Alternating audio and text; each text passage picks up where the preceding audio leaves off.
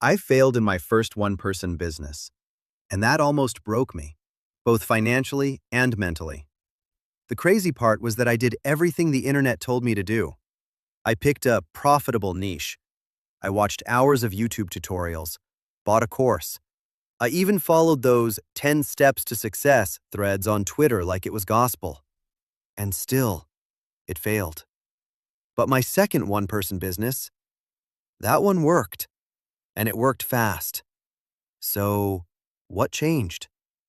Stay with me, because somewhere in this video, I'm going to show you the one shift that completely flipped everything for me.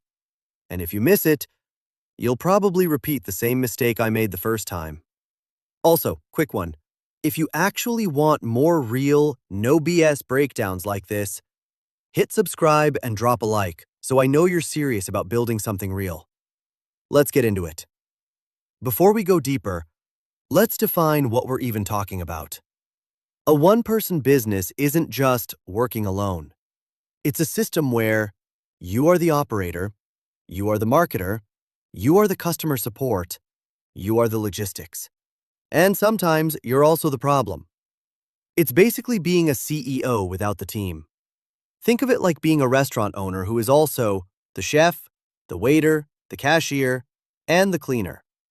Now imagine doing that and expecting it to scale. That's where most people get it wrong. My first one-person business was an e-commerce store. Classic. I thought I was smart. I found a winning product, imported it in bulk, set up a clean website, ran ads, and for a moment, it looked like it was working. Orders started coming in. That dopamine hit? Crazy. I thought, this is it. I've cracked the code. But then, reality started leaking in. Because the problem wasn't what you think. It wasn't the product. It wasn't the ads. It wasn't even the competition. The real problem was invisible at first, and it shows up in almost every one-person business. Let me show you. Every order depended on me. Customer emails? Me. Order tracking issues? Me. Supplier problems? Me. Refund requests? Me. I wasn't running a business. I had created a job with no salary cap. There's a stat from the US Small Business Administration that says around 20% of small businesses fail in the first year. And one of the biggest reasons is operational overwhelm. Translation? People don't fail because the idea is bad. They fail because the system can't handle growth. And I felt that. I remember one week, 10 orders turned into 50. Sounds like progress, right? Wrong. Because those 50 orders came with 17 "Where is my package" emails, 6 damaged delivery complaints, 3 refund disputes, and 1 supplier delay that affected everything. I spent more time putting out fires than making money. Here's the brutal truth about most one-person businesses. They don't scale. Not because they can't, but because the owner becomes the bottleneck. There's a concept in business called leverage. It means systems working without you, money working for you, and people or automation multiplying your effort. I had none of that. Every dollar I made required my direct input. That's not a business. That's freelancing with inventory. Let's talk psychology, because this is where most people silently fail. When you run a one-person business, everything feels personal. A bad review feels like an attack. A refund request feels like a loss, and a slow day feels like failure. So what do? You react emotionally. You lower prices too fast. You panic run ads. You chase trends instead of building systems. I did all of that, and it destroyed my margins. Eventually, it hit a point where revenue was coming in, but profit was disappearing. And worse, I was exhausted. That's when it clicked. I didn't fail because I wasn't working hard enough. I failed because I built something that required me to work hard forever. So I shut it down.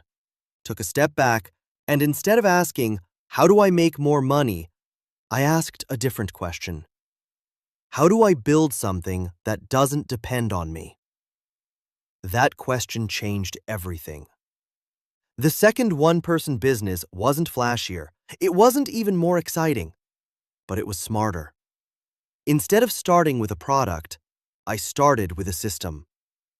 Most people start like this. I need a product to sell. I started like this. I need a process that can run without me. Big difference. Because products change, systems scale. I moved my e-commerce business to Amazon.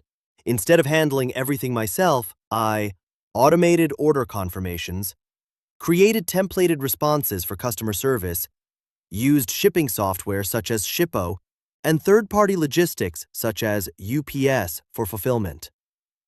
Now, instead of being the worker, I became the manager. Even though I was still alone. This one will surprise you. My second business made less sales at the beginning, but more money. Why? Because I stopped chasing volume and started focusing on margins. There's data from CB Insights showing that 29% of startups fail because they run out of cash.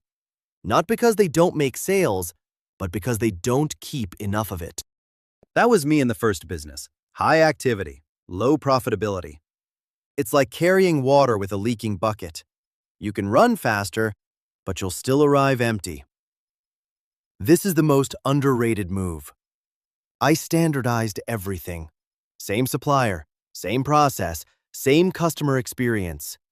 No improvising. No reinventing the wheel every day. Because inconsistency kills one-person businesses. This one took time, but it changed everything. I stopped reacting, started analyzing. Instead of, "Why is this happening to me?" I asked, "What is this telling me?" That mindset shift alone will save you thousands. Let me make this practical. Here's exactly what I avoided. No shiny object syndrome. I didn't jump to new ideas every week. No overexpansion. I kept it simple and controlled. No dependency on one traffic source. My first business was ads only, but my second business has multiple channels. Also, no manual bottlenecks. If something required me every time, I fixed it. Now, here's the part I told you not to miss, because this is where everything comes together. The biggest difference between my first and second business was this.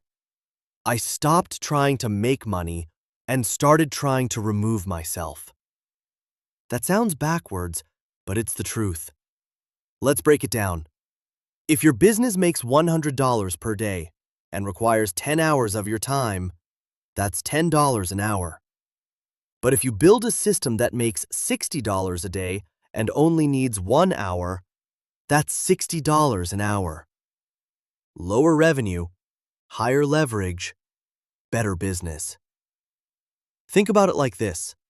Would you rather carry 10 bags of cement every day or build a machine that lifts them for you?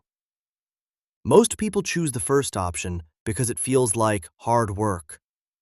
But real business is about efficiency, not exhaustion. If you're building or planning a one-person business, do this. Identify your bottleneck. What task repeats the most? That's your first system. Automate or delegate early. Don't wait until you're overwhelmed. Focus on profit, not revenue. You should track margins weekly. Build processes, not just sales. Write down how things get done. Remove yourself gradually. Every week, eliminate one dependency on you. Look, one-person businesses don't fail because they're small. They fail because they're built wrong. You can absolutely build something alone, but you can't build something that depends on you forever. That's the trap. And once you see it, you can't unsee it. If this video saved you months or even years of mistakes, do two things. Subscribe, because it helps this channel grow and it tells me you want more real breakdowns like this. And comment below, what's the one thing in your business that still depends on you? Because that answer might be the reason you're stuck. And as always, it's made easy by Zion.